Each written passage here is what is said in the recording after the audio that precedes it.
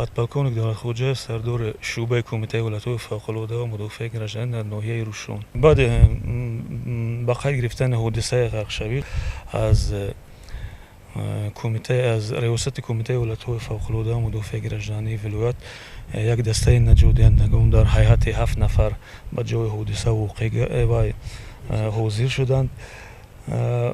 аз субҳи рӯзи 1 октябр гурӯҳи наҷотдиҳандагон ҳамчунин худихтиёрон яъне сокинони ноҳияи Рӯшон, аз он ҷумла ҷамоатҳои деҳоти Рӯшон ва Назаршоҳ Додхудоев, яъне дар ҳамкорӣ бо дастаи наҷотдиҳандагони вилоят ва ҳамчунин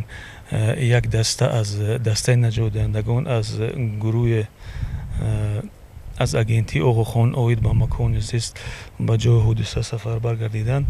ва 8 рӯз шудааст ки яъне онҳо ба кофтуко ва ҷустуҷӯи ғарқшудагон машғул мебошанд. айни замон мо дар мавзеи номбурда қарор дорем ва хеле ки худатон шоҳиди ҳол будед, дар баробари гурӯҳи наҷотдиҳандагон ҳамчунин аз Кумитаи Ҳолатҳои Фавқулодда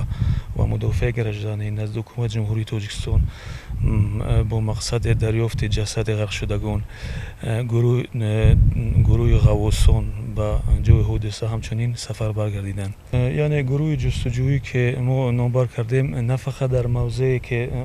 ҷои ҳодисаи ғарқшавӣ ба қайд гирифта шуд, балки дар тамоми яъне ҷамоатҳое ки дар ҳудуди ноҳияи Рӯшон қарор доранд, аз он ҷумла дар ҷамоатҳои деҳоти Рӯшон, Назаршоҳ Додхудоев ва